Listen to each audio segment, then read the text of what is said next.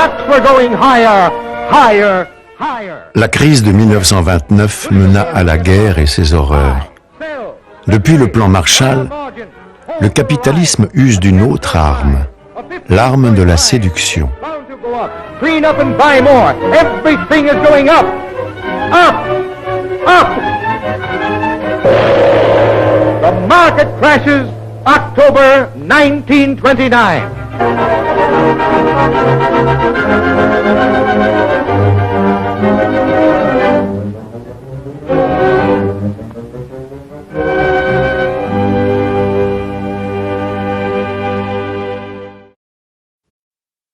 Au sortir de la Seconde Guerre mondiale, Michel Clouscar, alors âgé de 17 ans, a ressenti un profond désarroi devant le désarmement des résistants. Cet événement douloureux va marquer l'ensemble de son œuvre. Il va, pendant près de 50 ans, étudier les transformations que le capitalisme impose à la société. Il sera un des analystes les plus pertinents de son temps. C'est la société où on vit, c'est le capitalisme. On vous offre... vous pouvez aller partout, vous pouvez aller aux Seychelles, vous pouvez avoir un 4x4 hyper gros, polluant et autres, vous pouvez. Après, ça va être compliqué pour l'avoir. Il va falloir que vous trimiez, il va falloir que vous vous soumettiez, il va falloir accepter toutes nos normes.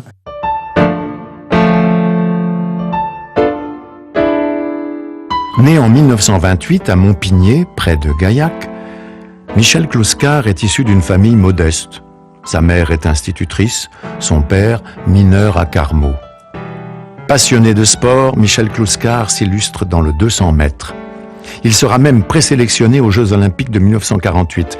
Il consacrera son premier ouvrage à une sociologie du sport, dans lequel le sportif devient la figure opposée du narcisse de la société libérale, qui ne propose qu'un corps tourné sur lui-même. Notre première discussion là-dessus, je me rappelle, c'est autour du Tour de France. Et je m'étonnais, moi, j'ai une formation de petit colonial expatrié, dans mes représentations, quoi de plus vulgaire vraiment que les connotations du Tour de France, les publicités, le public, la vulgarité. Et là, Michel Clouscar me sort que, du point de vue statistique déjà, que le Tour de France, ça a été mesuré, et l'effort physique le plus colossal qui soit donné dans les sports, plus que le marathon même. Et il est problème à me faire prendre conscience de détermination que je maîtrisais dans l'abstrait, mais que j'étais loin de m'appliquer à moi-même, a fortiori d'en faire un usage sociologique, à savoir que si le sport rencontre une telle ferveur, je crois qu'il n'y a pas d'autre mot, quand j'essaie de me souvenir le temps sur lequel il en parlait, dans les classes populaires, c'est précisément parce que c'est au niveau de l'effort musculaire que ça représente que le travail retrouve une reconnaissance. Et pour une fois, sous une forme sublimée, applaudie et reconnue de cette partie de son existence qui est toujours niée, marginalisée, voire marquée d'indignation. Alors, est-ce un acte manqué, ou est-ce un acte manqué bien réussi quelque part, mais il a renoncé à sa carrière sportive lorsque, en voulant travailler la finale du 100, justement, c'était juste après la guerre. Il a dit, j'ai voulu me laisser pencher un peu en avant pour gagner quelques dixièmes d'un dernier mètre. Je me suis étalé dans toute ma longueur, tout le peloton est passé devant, et donc j'ai laissé le sport et j'ai fait de la philo. Il quitte ainsi Gaillac et part à Toulouse étudier la philosophie. Lui, pour qui Toulouse est déjà la grande ville, n'imagine pas qu'elle ne sera qu'une étape avant Paris. Étudiant brillant, il est poussé à continuer ses études à l'université de Nanterre.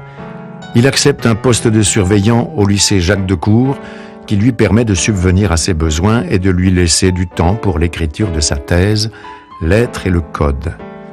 Sous la direction d'Henri Lefebvre, il travaille sans relâche car le sujet est immense.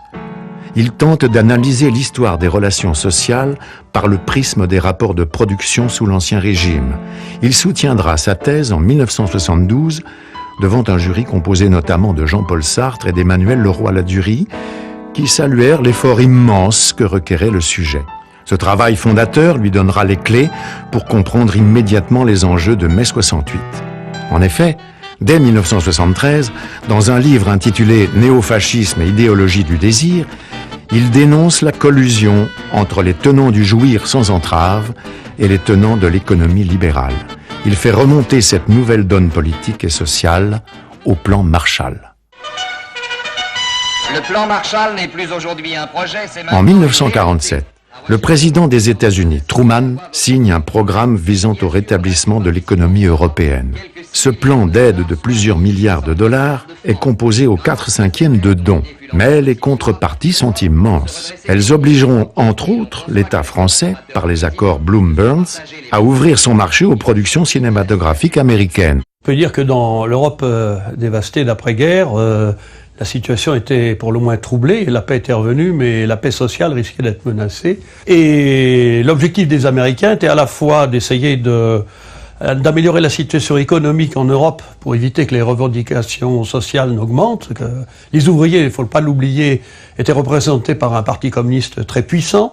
Au lendemain de la guerre, une partie de la classe ouvrière était armée, c'était les francs-tireurs partisans, ils n'étaient pas désarmés. La bourgeoisie adoptait un profil bas parce qu'elle avait collaboré pendant la guerre. Donc il fallait maintenir ou rétablir la paix sociale et le seul moyen était un moyen économique.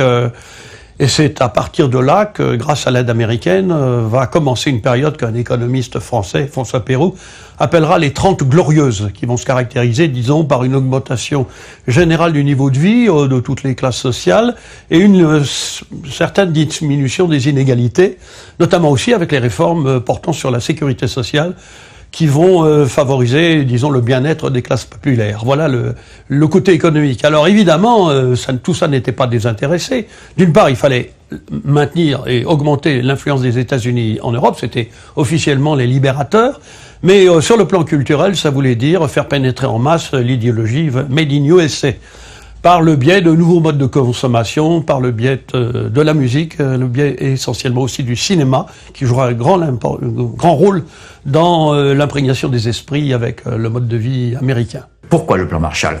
Pour ne pas avoir le communisme, parce que si on revient au capitalisme de papa d'avant-guerre, avec la misère, etc., je veux dire, alors, déjà ils sont à 27%, en 48 les communistes, 30% presque en Italie, alors là on est cuit. Hein. Donc il faut absolument lâcher un peu le lest, et bon, pas refaire tout à fait l'ouvrier à la Zola, lâcher du lest, et voilà.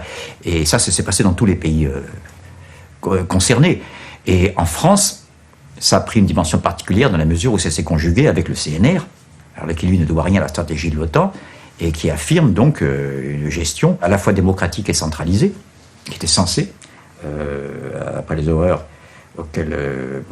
contre lesquelles le CNR était en fait une alternative. Il faut comprendre que le programme du Conseil national de la résistance, c'était pas simplement en finir avec la guerre, c'est pas simplement plus jamais la guerre, c'est plus jamais, pour reprendre les mots de Jaurès, plus jamais le capitalisme qui porte la guerre comme la nuée porte l'orage. C'est ça que Kouskar a véritablement ressenti, c'est ce côté plus jamais ça. Et il se trouve que le pourrissement recommençait, le pourrissement de l'esclavagisme, du colonialisme, du fascisme, parce que c'est quand même le capitalisme qui a fomenté le fascisme pour s'en sortir. Bah, tout ça pouvait repartir par un miracle, il suffisait de pourrir les esprits, pourrir les gens, et ça c'est le plan Marshall. Le plan Marshall engagera des transformations importantes dans les pays bénéficiaires. Les couches moyennes en tireront pleinement profit. Elles symboliseront le passage d'une économie encore marquée par la subsistance et la rareté à une économie de l'abondance. S'opposant à la bourgeoisie traditionnelle, elles vont lentement imposer leur culture et leur vision du monde. Désormais, les codes changent. Mai 68 en sera le révélateur. Ce plan Marshall greffé sur un État centralisé, ça fait rentrer la France de plein pied dans ce qu'on a observé ailleurs, de ce que les économistes ont appelé le capitalisme monopoliste d'État. Mais la France y rentre véritablement massivement. Bon, ce capitalisme monopoliste d'État, donc, qui est cette espèce d'aboutissement, il permet une organisation maximale de la production, de la consommation, des mœurs, de l'espace. La France va connaître ce qu'on appelle une période d'expansion, de croissance de longue durée, laquelle période de croissance de longue durée va de pair avec la modernisation de l'économie qui se traduit par la concentration des entreprises, le développement scientifique et technique, et au plan sociologique, la montée en puissance d'une nouvelle classe sociale composée d'ingénieurs, de cadres, d'enseignants, de chercheurs, de techniciens, que moi je qualifie, on les appellera les nouvelles classes moyennes. Hein, moi, j'appelle ça la petite bourgeoisie intellectuelle, parce que son capital, finalement, c'est l'intellect, c'est ses diplômes. Et cette classe va prendre, non seulement en nombre, en pourcentage, un rôle de plus en plus important dans le développement de la société française, mais également au plan idéologique et culturel. C'est-à-dire qu'on ne comprendrait pas, par exemple, le succès des films La Nouvelle Vague si on ne les voyait pas comme l'expression artistique de la vision du monde de ces nouvelles couches moyennes, très modernistes, très en rupture avec la morale bourgeoise traditionnelle. Le capitalisme monopoliste d'État, il crée à la fois le produit et le client. Il crée même les nouvelles couches moyennes qui vont être à la fois la réclame et les consommateurs mêmes.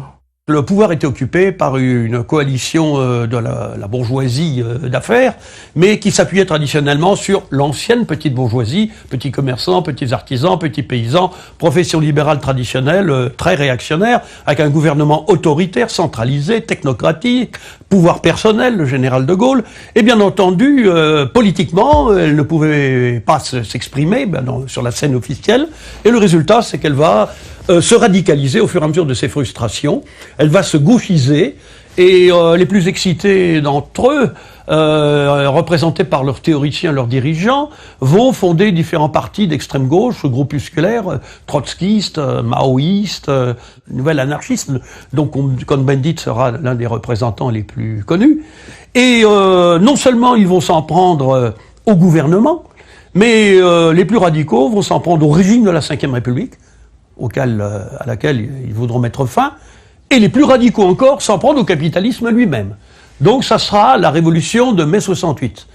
Mais ça, c'était au plan des paroles, des slogans, des discours. Il faut quand même savoir que dans un pays capitaliste normal et normalisé, cette classe montante d'ingénieurs, de cadres, de techniciens, d'enseignants, de chercheurs, de la matière grise, comme on dira plus tard, n'ont pas pour vocation de faire la révolution, mais de seconder la bourgeoisie dans sa domination en tant que classe intermédiaire, classe médiane, classe médiatrice, entre ceux qui dirigent et ceux qui exécutent. C'est pour ça qu'on dit qu'ils sont, comment dirais-je, préposés, les néo-petits bourgeois, aux tâches de médiation, c'est-à-dire de conception, d'organisation, de contrôle, d'inculcation, de formation, etc. Pour ratifier cela, cette situation-là, il a fallu une alliance générale, ce que Gramsci appelle un bloc historique, c'est-à-dire, en l'occurrence, l'alliance des classes possédantes et des classes moyennes.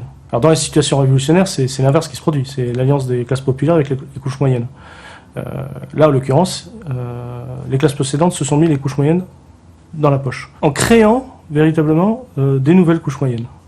Je dis bien couches moyennes parce que il est bien évident que dans le mode de production capitaliste, avec toutes les différences de hiérarchie sociale qu'on peut trouver, et ça, vous prenez la lutte des classes en France de Marx, vous avez à peu près 14 groupes sociaux, contrairement à ce que font croire les adversaires du marxisme, c'est pas une logique binaire.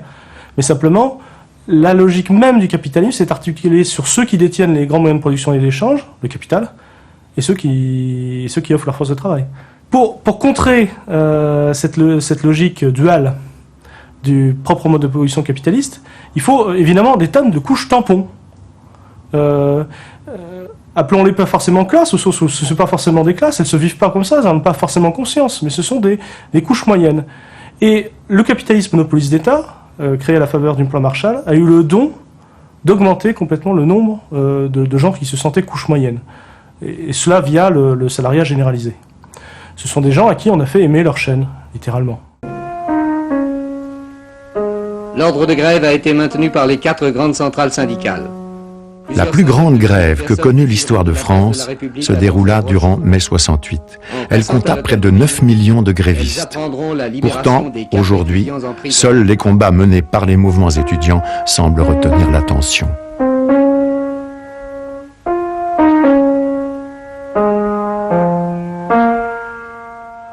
Kluskar faisait l'hypothèse que l'aspect précisément sociétal, libéral, libertaire de 68 aurait été fait pour servir de barrage et contre-révolutionnaire à un processus qui devenait fatal pour le capitalisme. En 68, ils ont eu peur, parce qu'il y a eu la France, mais il n'y a pas eu qu'en France, où il y a eu mais 68, il y a eu l'Italie, il y a eu la plupart des pays d'Europe, il y a eu les États-Unis. Ils ont dit, bon, c'est fini, ils ont eu ce qu'ils voulaient pendant les 30 glorieuses. Maintenant, on reprend la main, on les casse, on dit qu'ils servent à rien, on va en mettre un paquet au chômage, comme ça fera peur aux autres, et c'est ce qui s'est passé, quoi. Voilà.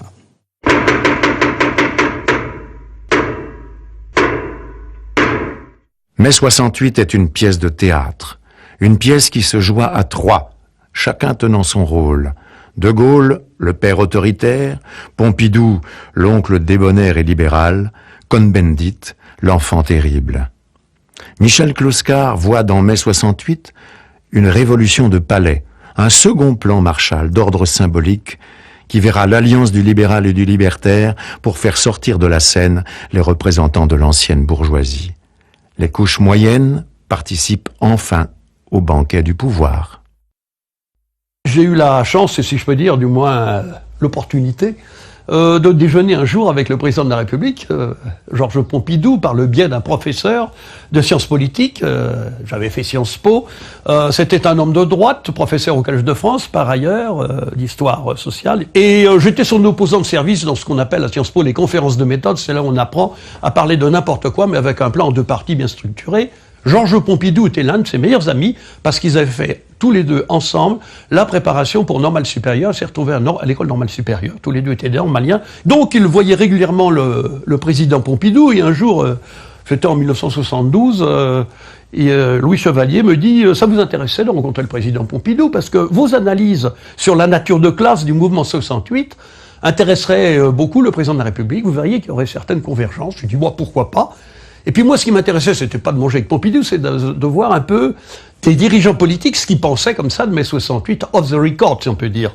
Alors ça s'est passé off the record, effectivement, ça n'était pas enregistré, dans un restaurant de la rive gauche, qui se trouvait près du Pont Royal, où Pompidou avait ses habitudes, avec Louis Chevalier et quelques autres. Les gardes du corps étaient en bas, on était dans une petite pièce, un salon, restaurant fort chic et cher. Enfin bon, c'était payé sur l'argent des contribuables, bien entendu, toutes ces agapes. Et Pompidou, quelques minutes après avoir discuté du dernier film de Godard à l'époque, embraye sur « Alors, il paraît, Monsieur Garnier, vous avez une analyse intéressante, qui, bien que marxiste, coïncide assez avec, paraît-il, selon Louis Chevalier, le point de vue que nous avons sur mai 68. » Alors je lui dis, bah oui, je me doute bien que vous n'êtes pas marxiste, Monsieur le Président, étant donné que vous êtes un ancien fondé de pouvoir de la banque Rothschild. Mais voilà, ce que je pense de mai 68, je vous le résume en 2 mots. Et à la fin de mon résumé sur, justement, l'irrésistible ascension de la petite bourgeoisie intellectuelle, il me dit, ben, figurez-vous que c'est l'analyse que nous faisions, Monsieur Edgar Faure et Monsieur Maurice Grimaud, notamment lorsqu'il a fallu prendre des décisions pour savoir s'il fallait faire ou non évacuer la Sorbonne par l'armée. Parce que le général de Gaulle, qui était quand même vieille France, reconnaissons-le, c'est Pompidou qui parle, c'est pas moi, avait trouvé le moyen d'aller à Baden-Baden, il ne nous avait pas avisé, il s'était réfugié avec sa femme et puis une partie de sa famille, aller voir le général Massu pour faire déloger les étudiants de la Sorbonne. Et nous avons expliqué quand même au général que ça n'était tout de même pas une solution réaliste, que tous ces agités, excités, là, qui brandissent des banderoles avec des fusils et des marteaux et des portraits du Che, de Lénine et de Marx dans cette cour, c'est la future élite de notre pays. Donc on ne tire pas sur notre élite. Quand Bouscard critique 68, il faut bien distinguer les 2 68. Il y a 68 ouvriers, je ne reviens pas, les grandes avancées de Grenelle, l'augmentation très sensible du SMIC, les droits syndicaux dans les entreprises. Bon, je peux multiplier, c'est pas du tout ça qui est critique, au contraire, ce sont des acquis dont il se félicite. Je parle du 68 qu'il a emporté dans les consciences et dans les âmes, si je puis dire, à cause du pouvoir dominant, c'est-à-dire du 68 libéral-libertaire, précisément. D'abord, qui s'est affirmé d'abord comme libertaire, pour s'avouer libéral, c'est Cohn-Bendit lui-même, je ne parle pas dans son dos, libertaire en 68 et libéral en 98. Association de 2 termes qu'on croyait opposés, donc Bouscard avait vu la profonde unité dès 68, précisément. Ces nouvelles couches moyennes ont cru que la fête ne faisait que commencer, et les voilà tout de suite retombées dans la crise. Une crise inhérente en fait au mode de production capitaliste. Elles ont cru qu'elles avaient fait leur révolution, hein, ce 14 juillet des couches moyennes qui a été mai 68. Fondamentalement, ce sont les forces de la réaction qui l'ont emporté après 68, puisque 68 nous amenait un bilan sans complaisance. Après 68, les 2 forces qui déclinent en France, c'est gaullisme et communiste, c'est-à-dire les forces de la résistance. Quand un Cohn-Bendit dit le gaulo-communisme c'est fini, je suis un libéral libertaire, rendant d'ailleurs par hommage une sorte d'hommage indirect à Kluskar, puisque c'est Kluskar qui a forgé le concept de libéralisme libertaire en 72, c'est à partir de mai 68 qu'il va y avoir une véritable reconquista des acquis sociaux du Front populaire et de la résistance. Ce côté contre-révolutionnaire qu'il est le premier et le seul à voir jusqu'à ce jour, d'une manière développée et théorique, se manifeste comment dans une approche sociologique? D'abord, par l'évacuation progressive, jusqu'à être pratiquement totale, du social par le sociétal. Il est évident que remplacer les luttes de classe par le fait de dresser les femmes contre les hommes, les jeunes contre les vieux, les Hutus contre les Tutsis et les Corses contre les Français, c'est quand même plus profitable pour les capitales. dont Gluskar dit très clairement qu'il a tendance à porter la guerre civile chez les pauvres. Ce qu'on a appelé la révolution de mai 68, c'était avant tout une révolution, on pourrait dire, culturelle. Pas au sens maoïste du terme, mais disons qu'elle portait sur le mode de vie, les valeurs dans la vie privée, l'épanouissement individuel, etc. L'émancipation collective, le sort des travailleurs étaient nettement à l'arrière-plan. Il suffit pour s'en convaincre de lire les textes, les écrits donc, des porte-paroles théoriques de cette révolution, en tête desquels on peut évidemment citer l'inévitable Michel Foucault ou le non moins inévitable Gilles Deleuze. Mais cette révolution, effectivement, prouvait une chose, somme toute, c'est que cette petite bourgeoisie intellectuelle n'était pas progressiste dans la mesure où son objectif, ça n'était pas d'en finir en fait avec le capitalisme, mais d'en finir avec une société qu'elle considérait comme archaïque, bloquée, traditionnaliste, cadenassée, verrouillée. Là, je reprends des qualificatifs souvent utilisés par Cohn-Bendit. Et la preuve en est, c'est que quand on va créer l'université de Vincennes, dans le bois du même nom, ça va être à l'initiative d'une part, effectivement, d'un certain nombre de responsables gouvernementaux, dont Jacques Chaban-Delmas, Premier ministre à l'époque, et du ministre de l'Éducation, Monsieur Edgar Faure. Mais comme interlocuteurs, ils avaient tout de même quelques brillants, j'allais dire, représentants du mouvement 68, à savoir entre autres Michel Foucault, Gilles Deleuze, Hélène Cixous, quelques communistes. Et Georges Pompidou, au cours du repas que j'évoquais tout à l'heure, m'a dit la chose suivante. Il a dit, c'est très simple. On s'est dit, tous ces gens, ces fameux agités, eh bien, si on leur donne des salles de cours, si on leur donne des amphithéâtres, ils feront la révolution en vase clos, et pendant ce temps-là, nous, on aura la paix dans la rue. Moi, j'étais enseignant à partir de 1976, déjà, c'était vraiment la fin de la contestation officielle, et tout était rentré dans l'ordre. Les anciens contestataires étaient devenus des mandarins, leurs élèves étaient des groupies face à leurs gourous, et somme toute, tout se passait fort bien. Il n'y a pas eu beaucoup de troubles. Donc, on peut dire que Paris 8, ça a été finalement à la fois l'apothéose et la fin au plan intellectuel de la contestation. S'inscrivant dans la lignée philosophique de Rousseau, Hegel et Marx, Michel Clouscar engagera une querelle contre les maîtres à penser de 68, Althusser, Sartre, Foucault, Lévi-Strauss, autant d'intellectuels qui, pour Michel Clouscar, ont pour point commun de reléguer les déterminations économiques et historiques au second plan.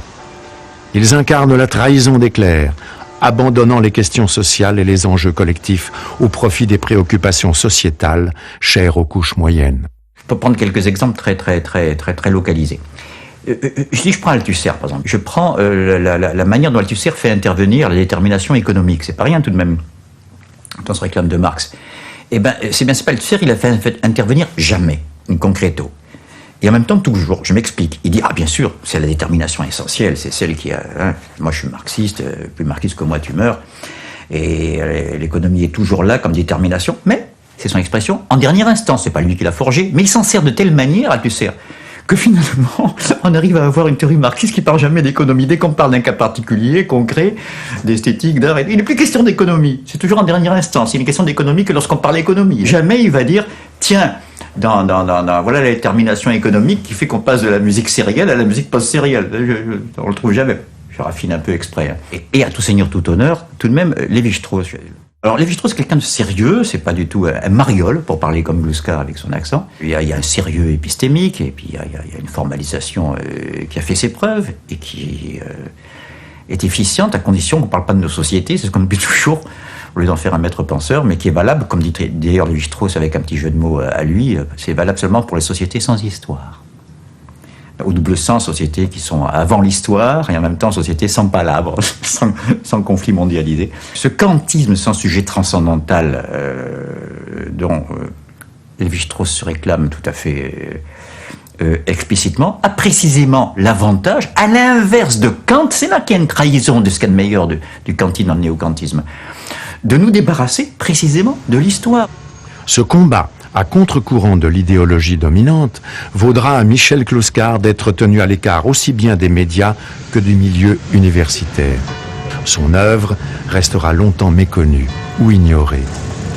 Michel Clouscar a connu aussi un sort un peu semblable à celui d'un autre philosophe qui a été un peu boycotté, moins que lui, par les gens de son milieu, c'est un milieu universitaire, on peut dire, et de chercheurs, à savoir le philosophe et sociologue Henri Lefebvre.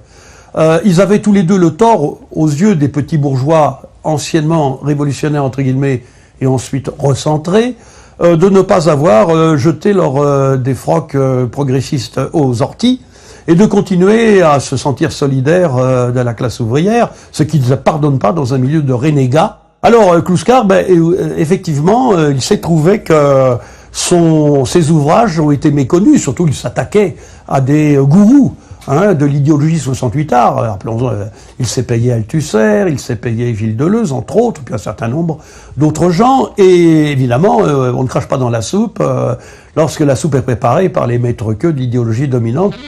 C'est au Old Navy, petit café situé entre Saint-Michel et Saint-Germain, que Michel Kluskar prend ses quartiers et y écrit une grande partie de son œuvre. Dans ce lieu d'observation privilégié de la mondanité parisienne, il y retrouve ses amis qui compteront dans la genèse et l'évolution de sa pensée.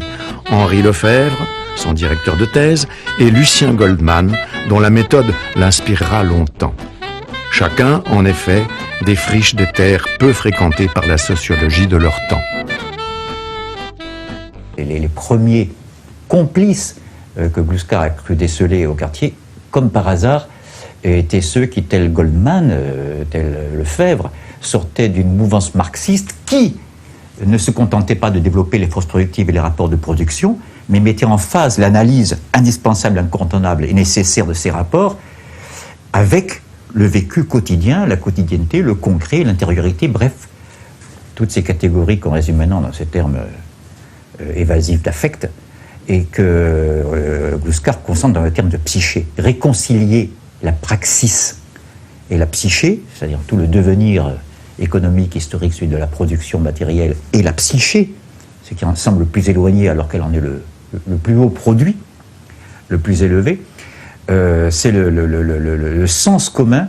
Je n'ai pas le but parce qu'il est atteint presque à chaque ligne de leurs œuvres magistrales, c'est le moment commun à Rousseau et à Kluskar de tenir à la fois le contrat social et la nouvelle Héloïse, les rêveries du promeneur solitaire et le discours sur l'origine de l'inégalité. De même, vous trouvez chez Kluskar la critique du libéralisme libertaire et cet extraordinaire titre « Traité de l'amour fou ».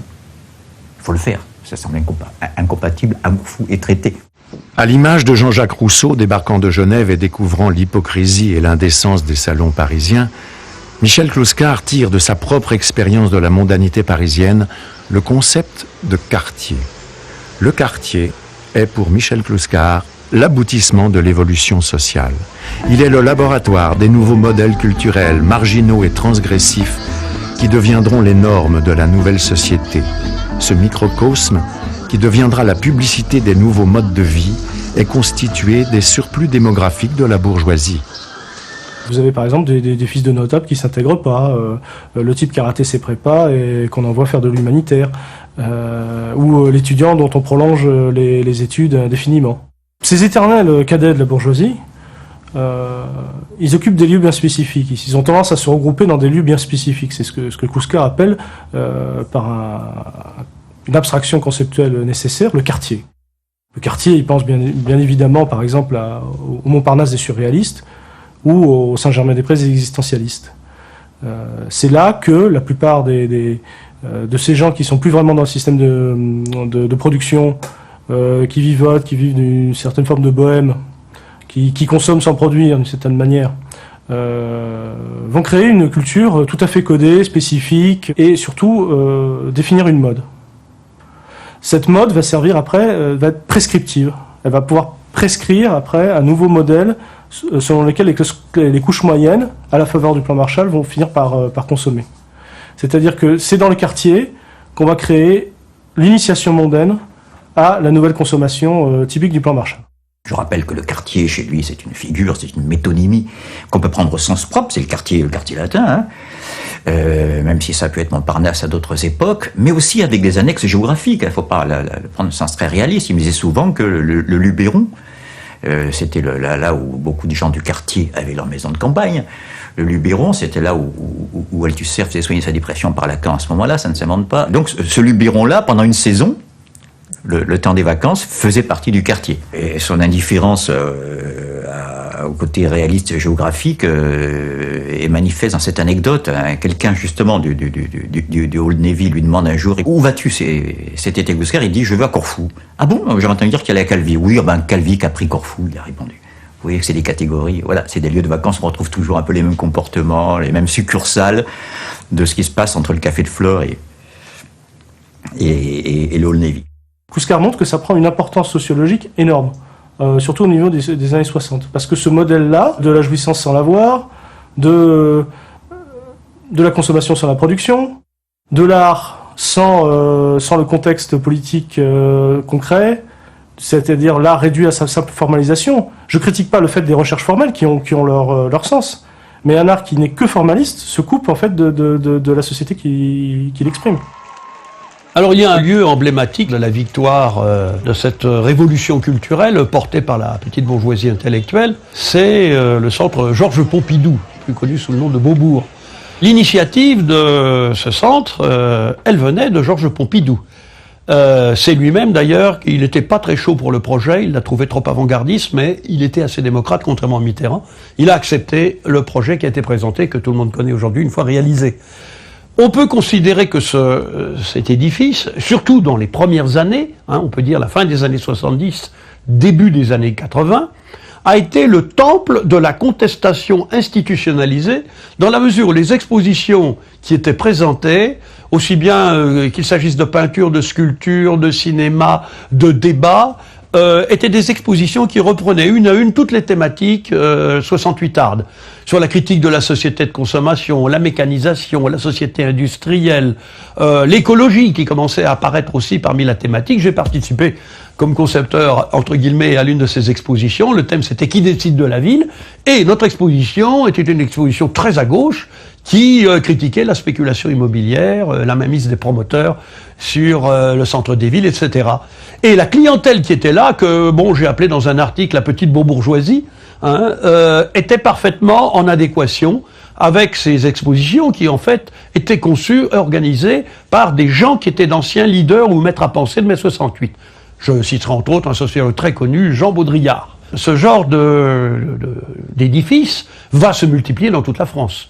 On peut dire que la plupart des maisons de la culture qui avaient commencé déjà été sémées dans les années 60, mais qui vont se développer après, et tous les lieux culturels branchés, comme on dira plus tard, sont essentiellement des mises en spectacle de la vision du monde néo-petite bourgeoise.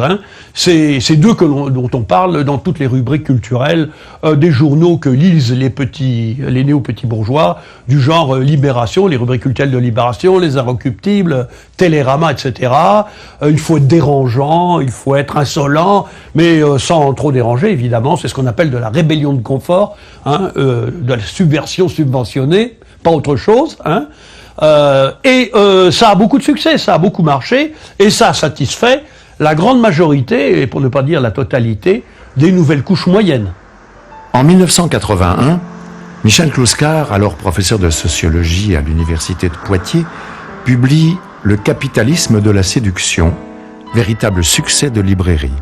Dans cet essai, Michel Clouscar réalise une anthropologie de notre modernité, analysant les gestes et rituels d'intégration au capitalisme. Quand la période coloniale se terminait, commençait une nouvelle colonisation, la colonisation des esprits. Je reprends toute une systématique de gestes, de rituels qui sont considérés comme des gestes d'émancipation et de libéralisation. Et je montre qu'au contraire, ce sont les modèles culturels dont le capitalisme a besoin pour son nouveau marché, son énorme marché, marché de l'industrie du loisir, du plaisir, du divertissement, de la mode, des monopoles commerciaux sur le sexe, sur la drogue et sur le jeu. Alors là, il y a un fantastique marché permissif qui a besoin de gestes d'usage. Kouskar montre comment il y a un véritable dressage anthropologique dans la manière même de consommer, et ceci dès l'enfance, où on vous fait croire à un monde où il suffirait d'appuyer sur un bouton pour que les choses fonctionnent. Appuyer sur un bouton, c'est le rêve du consommateur absolu. Tout le reste, c'est des robots. Comme disait Aristote, si les navettes tissaient toutes seules, il n'y aurait plus besoin d'esclaves. Or, on sait que même avec l'automation, les navettes, elles ne tissent pas toutes seules, concrètement. Mais on fait croire que tout marche tout seul, tout fonctionne tout seul. C'est bien ça le problème. Et donc dès l'enfance, on a un usage naïf, péremptoire de la machine. De tous les dressages, j'en arrive à celui qui, à mon avis, concentre l'essentiel du procès de connaissance que Gluskar développe à cette occasion. C'est le dressage, j'y tiens parce qu'il pénètre dans l'intimité du sujet. Je pense au chant musical, chant sonore et en particulier au chant musical. Il faut observer que depuis 1950, en gros les années 50, jusqu'à aujourd'hui, la musique de masse n'a pas cessé, du point de vue structural, de rester binaire. C'est quand même extraordinaire. Dès l'apparition, sans aucun jugement de valeur esthétique, du rock'n'roll, c'est un jugement d'existence qu'on peut mesurer, du rock'n'roll jusqu'aujourd'hui au rap, en passant par le disco, le techno, tout ce que vous voulez, c'est quand même le binaire. C'est-à-dire la reproduction à l'identique du même fragment de durée avec la mesure bien marquée, qui est caractéristique des musiques dites de variété. C'est la métrique rock qui vient tuer le swing jazz, qui vient tuer le savoir musical, qui vient tuer autant les musiques savantes que les musiques populaires, et bien sûr le jazz qui était le plus savant des musiques populaires et le plus populaire des musiques savantes. Tout ça, c'est cette idéologie. Le rock n'est n'est qu'une analogie de cette société-là. Il prenait souvent cet exemple, il dit, il n'y a pas si longtemps, dans les années 50, dans le nord-est, vous aviez de l'accordéon pour les musiques populaires. Dans le sud-ouest, c'était un peu le tango, Espagne n'est pas loin, ailleurs ce sera ceci ou cela. Et ça, ce sont les vraies musiques populaires, c'est-à-dire au sens où telle fleur ou telle plante ne peut apparaître que sur un terreau déterminé. Je laisse là les connotations naturalistes de mon exemple. De même, il est évident que la musique traditionnelle des aborigènes australiens ne peut apparaître que dans une géographie, une histoire et un mode de production déterminé. En ce sens, on peut les dire populaires. Elles sont l'expression du peuple qui les fait éclore. Par contre, parler de pop music, pour lui, c'est exactement le contraire de la musique populaire. C'est là où il y a de même que people est fait contre le peuple. C'est intéressant ce double décalage. À savoir qu'à partir du moment où un tube est lancé le matin, puis quand je me rase, je le réentends, puis quand je vais dans ma voiture au boulot, je le réentends, etc. C'est le contraire. Ce n'est pas l'expression qui vient d'en bas, d'une tradition, d'une substance populaire qui devient sujet chez un musicien. C'est tout le contraire. C'est un truc qui vient d'en haut. C'est en ce sens que c'est antipopulaire pour Gluskar et qui est un conditionnement. C'est là qu'on peut parler de dressage anthropologique, effectivement. Or, le fait que dans l'exemple de la consommation musicale de masse, il y a cette prégnance exorbitante du binaire, au point que vous direz que l'histoire de la musique s'est arrêtée. Si vous voyez, il y a une histoire qui est finie, c'est bien celle-là. La culture populaire est une culture en voie de disparition. C'est celle qui émane directement des classes populaires dans la mesure où elles sont encore autonomes, indépendantes, qu'elles échappent à la domination idéologique de la bourgeoisie. En revanche, la culture de masse est une culture, j'allais dire, de grande distribution, bas de gamme, qui est fabriquée à destination des classes populaires pour l'aliéner, pour lui faire adopter des positions conformistes et consuméristes. C'est quand même un domaine décisif parce que avec la musique, on touche un peu à cette fameuse capture des âmes que Gluskar dénonçait dans les formes de prédation les plus insidieuses du capitalisme. Et ce qu'il dénonce, c'est précisément le fait d'avoir qu'on ait élaboré un canon, un canevas musical dans lesquels il disait, un peu pour se moquer par antiphrase de Foucault, dans lequel il voyait le véritablement grand renfermement, l'expression de Foucault, que Foucault situe dans l'apparition de la raison du XVIIe siècle. Non, lui, c'est le contraire. Le grand renfermement, c'est ça. C'est le boum, boum, boum. Comme si les barres de mesure du rock au sens extensif, pas du rock and roll précisément, mais l'esthétique rock, ça comprend ici le disco, techno, tout ce que vous voulez, comme si ces barres de mesure répétitives étaient les barreaux de la prison et des ghettos dans lesquels on enferme ces jeunes, en gros. Voilà ce qu'il dit. Et donc, on fait passer comme émancipateur et transgressif une musique qui est une musique de soumission, quelque part, à l'ordre de la répétition. Circuler, il n'y a rien à voir, il n'y a pas d'autres horizons, notre système n'est pas le meilleur, mais tous les autres sont pires, il n'y a pas d'alternative, on va dans le mur, mais notre système est quand même le meilleur et tous les autres sont encore pires. C'est ce côté-là, quelque part, qui est désespérant pour une jeunesse. Le dressage à la société de consommation prend ainsi les habits de la transgression. Si les modes changent, le parcours reste le même. Qu'elles viennent des pratiques sexuelles, de la musique ou de la mode, la transgression passe invariablement de la marginalité à l'éclosion de nouveaux marchés que Michel Gluskar appellera le marché du désir. On a pu considérer longtemps que le capitalisme était méchant. Il l'est dans les pays en voie de développement, mais dans les pays post-industrialisés, au contraire, il a toute une stratégie de l'intégration parce qu'il a tout un nouveau marché qui a échappé à l'analyse des économistes bourgeois et marxistes d'ailleurs, et tout un nouveau marché qui rapporte d'énormes profits, d'une part, permet de dynamiser le marché traditionnel, et troisièmement, je crois même, permet d'une régulation, une normalisation de la crise. Société de consommation, voilà un fait peu remis en cause. Michel Clouscar se demande avec ironie, une société de consommation, cela ne voudrait-il pas dire que les travailleurs consomment ce qu'ils produisent et que par conséquent, nous ne sommes déjà plus dans une société capitaliste ? Il n'y a pas de société de consommation stricto sensu, il y a une classe qui consomme. C'est pour ça qu'il fallait quand même faire une analyse marxiste de la consommation. Ce que n'ont sans doute pas fait la plupart des marxistes dits traditionnels ou qualifions-les de dogmatiques, mais ils n'ont plus rien de marxiste au sens où ils ne font pas du marxisme appliqué, comme l'a fait Clouscar. Parce que Clouscar s'est pas contenté de faire comme on faisait au XIXe siècle, parce que de toute façon on ne pouvait pas faire autrement, on étudiait les classes en fonction de la production, mais il a aussi étudié les classes en fonction de la consommation. C'est une très très grande originalité de Clouscar, et c'est un des seuls à l'avoir fait réellement. Je prends un exemple simple. Le mineur, par exemple, et pour prendre un secteur particulier de la classe ouvrière à l'époque, le mineur qui a craché ses poumons dans les mines pendant 40 ans et qui a la chance statistique d'arriver à la retraite parce que pas mal mouraient de la silicose tout de même. On parlait pas de pollution à ce moment-là, vous remarquez, hein, quand il y avait des millions de mecs qui mouraient de la silicose, je veux dire, on parlait de l'exploitation, ce qui me semble plus approprié, non pas de la pollution. Et quand ça polluait les poumons des travailleurs, on s'en foutait de la pollution. Et quand il atteint les résidences secondaires, ça devient terrible. Ce mineur-là, lorsqu'il a la chance d'arriver à la retraite et de s'acheter sa première TV couleur dans les années 60, salaud, tu es un vendu, tu es un bourgeoisé, tu es plus bon pour la révolution. Et ça, c'est dit par qui ? Par ces jeunes qu'on envoyait les pauvres, grâce à l'argent de papa, élever des moutons en Ardèche. Je prends un exemple de sociétalité conviviale, typiquement 68arde. C'est lui qui traite l'ouvrier. L'ouvrier qui s'est cassé le cul pendant 40 ans, d'intégrer dans bourgeoisie parce qu'il s'est acheté une TV couleur juste avant sa retraite. C'est quand même monstrueux. Il y a une violence dans ce discours qu'on n'imagine pas, une violence qui s'exerce encore aujourd'hui sur l'évacuation complète de la notion de prolétariat du décor. La cohésion de Clouscar n'est pas une cohésion totalisante, elle tient au côté au contraire totalitaire de l'idéologie qu'il dénonce. Cette manière d'évacuer, à chaque fois c'est la même chose qui est évacuée, anéantie, refoulée, censurée, vous pouvez prendre le terme que vous voulez, ça dépend un peu des instances et des contextes, c'est le moment du labeur précisément, le moment obscène.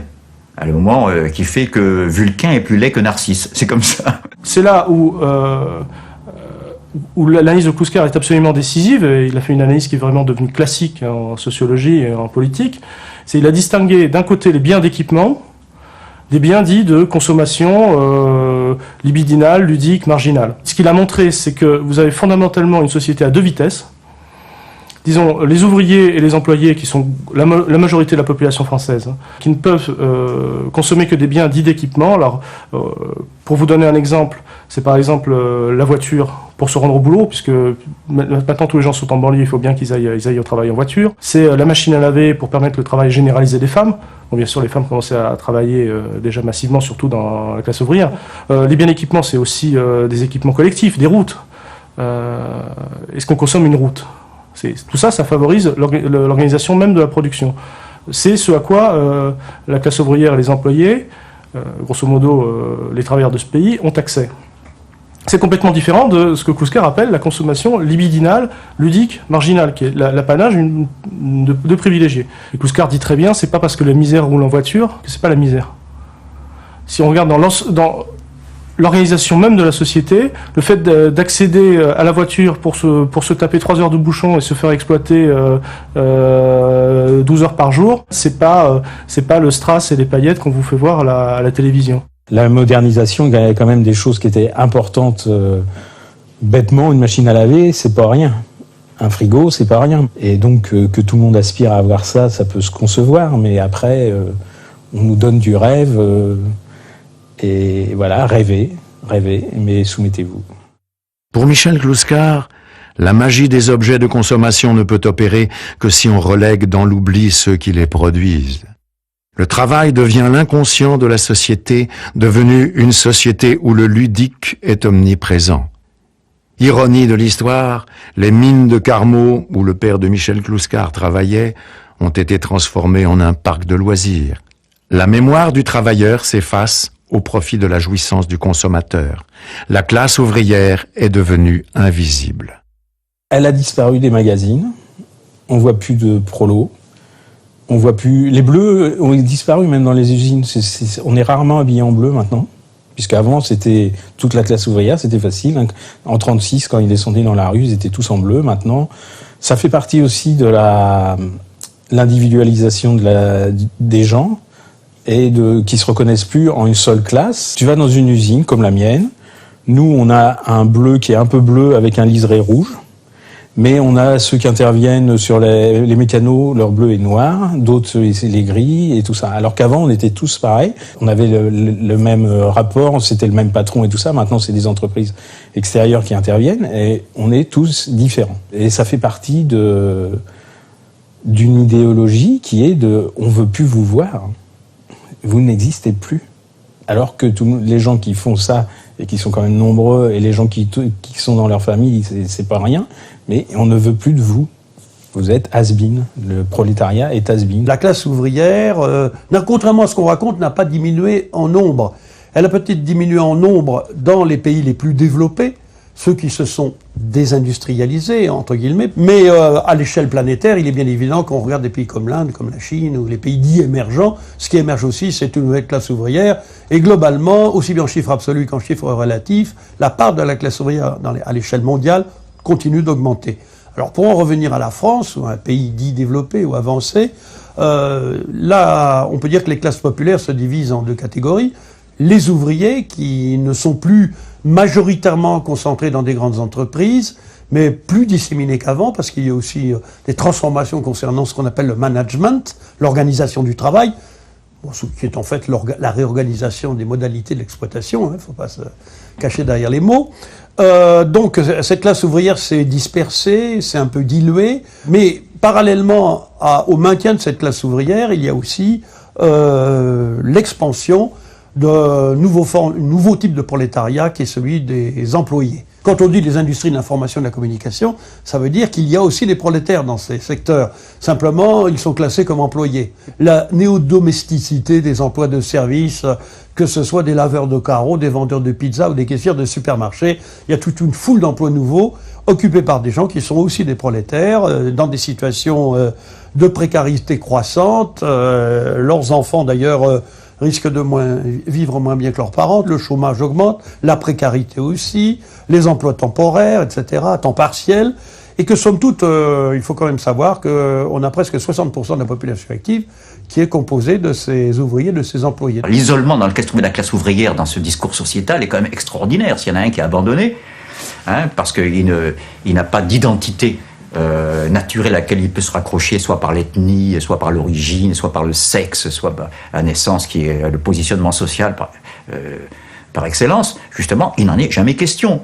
Le prolétaire qu'incarne Jean Gabin dans Le Jour se lève, il a disparu du décor. Du discours, dans le décor, faudrait pas croire.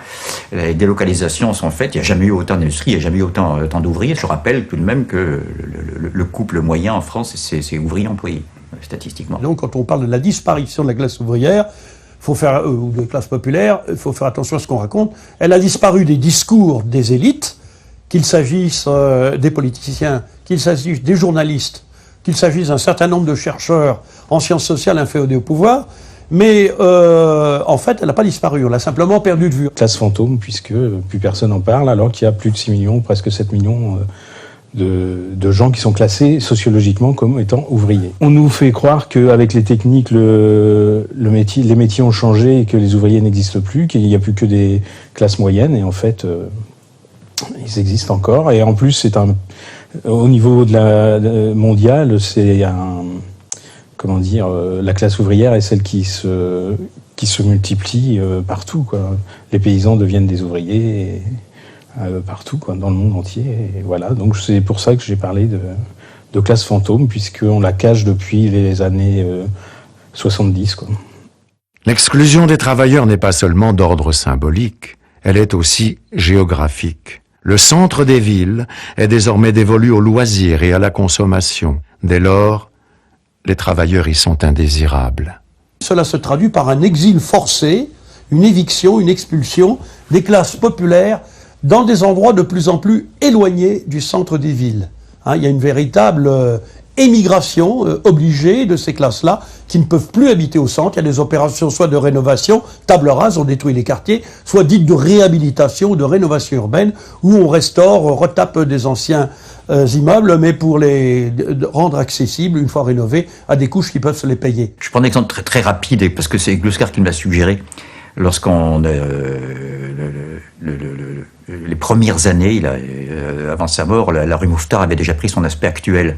C'est-à-dire qu'on avait connu tous les deux l'époque, où la rue Mouffetard, comme presque du quartier de Paris, avait des étages où il y avait la misère là-haut au 6e, et où vous aviez des petites dames qui étaient toutes seules avec leur chat, là, avec de toutes petites retraites, qui tenaient plus à bouffer à leur chat qu'à elles-mêmes, mais qui se rencontraient en bas chez le boucher avec la bourgeoise qui habitait les étages nobles. Bref, tout cela constituait un monde. C'est ce que je veux illustrer. C'était une totalité. Dans un monde, il y a une totalité. Totalité trompeuse, fallacieuse, injuste, même. Enfin, une totalité. D'ailleurs, l'adage dit, il faut de tout pour faire un monde. Alors que maintenant, les pauvres, ils sont expulsés à la Courneuve par les contraintes de prix de loyer, etc., depuis quelques années, ou à Évry, pour changer de point cardinal. Et ils vont se faire voir ailleurs, et puis l'habitat humain est très, très, très homogène. Et donc là, quelque part, la rue Mouffetard n'est plus le monde qu'elle constituait à une époque. Ce n'est plus que l'élément d'un parcours touristique. Le résultat, c'est que contrairement à ce qu'on raconte, la majeure partie des classes populaires n'habitent pas, pour la France, dans les cités. Dans les cités dites les zones urbaines sensibles, dans le langage technocratique, on a au maximum 4 400 000 habitants. La majeure partie de la population populaire française habite soit dans ce qu'on appelle le périurbain, c'est-à-dire au-delà de l'approche banlieue, soit déjà maintenant dans les zones rurales, dans un rayon pour ce qui est de Paris de 40 à 50 km du centre de Paris, soit évidemment aussi, on a tendance à l'oublier, dans toutes ces petites villes ou ces villes moyennes qui étaient des villes industrielles, et après les fusions, acquisitions, délocalisations, restructurations, ces villes ont été sinistrées, les gens ont perdu leur emploi et se retrouvent avec des taux de chômage qui avoisinent souvent les 30 et 35% des populations qui ont entre 18 et 50 ans. L'occultation de la classe ouvrière répond à la logique même de la société libérale libertaire, répressive envers le producteur, permissive pour le consommateur. Le système capitaliste cherche à masquer une réalité, la consommation des uns n'est que la consommation du travail des autres. Pour réconcilier ces deux facettes de l'individu et de la société, Michel Gluskar propose la création du Parlement du travailleur collectif. Gluskar proposait, dans ces dernières années, de doubler le Parlement, la Chambre des députés, d'une deuxième chambre, supprimer le Sénat et le remplacer par le Parlement du travailleur collectif. C'est-à-dire un Parlement qui regrouperait tout ce qu'on appelle en général les forces vives de la nation, pour simplifier. Les producteurs de richesse sont après tout les mieux placés pour décider du destin et du destin quotidien d'une collectivité, tout simplement. Donc ça a l'air tout simple, c'est d'autant plus incroyable, je veux dire, que la proposition ne soit pas plus récurrente. C'est une manière pour lui de faire en sorte que la législation précisément échappe soit au danger du droit formel, quand suffisamment dénoncé, je ne m'attarderai pas, soit aux habituelles déviations de prévarication, de corruption, de lobbying, etc. Mais c'est une manière beaucoup plus rationnelle de donner des garanties institutionnelles à ce que ce monde de la praxis soit non plus seulement évacué du décor, mais occupant une place au contraire décisive et déterminante dans l'institution elle-même. En 1995, Michel Gluskar se retire à Gaillac dans la maison familiale afin de poursuivre la rédaction de son œuvre. Il y décède des suites de la maladie de Parkinson le 21 février 2009. Comme Rousseau, Michel Gluskar a refusé toute sa vie de succomber aux modes de l'époque en nous offrant un nouveau regard lucide et engagé sur la société. Il nous aura invités à trouver dans les valeurs humaines de solidarité et d'amitié les bases d'une refondation progressiste. Il s'agit de proposer un nouvel horizon pour la vie humaine, à la fois concret et spirituel, le partage de l'amour et de l'amitié, l'unité du sujet et du citoyen, en marchant dans les pas des grands refondateurs qui comprenaient l'amitié, philia, comme une vertu politique et une parente de l'amour.